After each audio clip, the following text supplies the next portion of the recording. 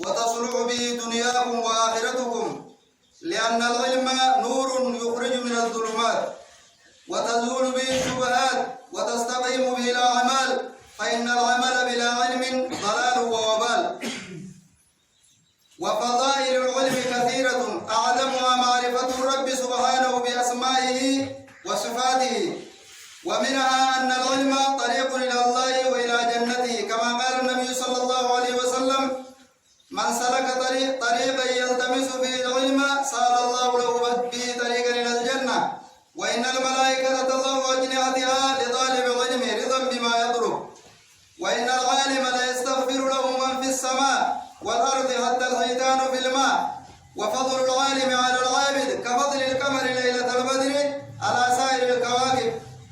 وإن العلماء ورثة الأنبياء، وإن الأنبياء لم يورثوا دينارا ولا درهما، وإنما ورثوا العلم، فمن أخذ به أخذ بحظ وافر.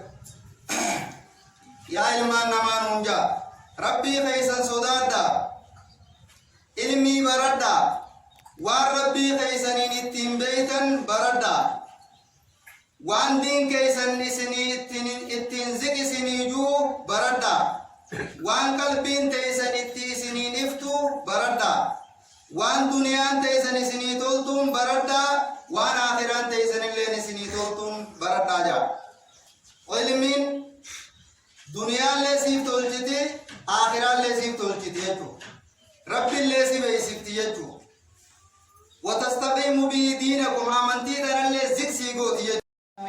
فقال في كتابه المبين: هل يستوي الذين يعلمون والذين لا يعلمون؟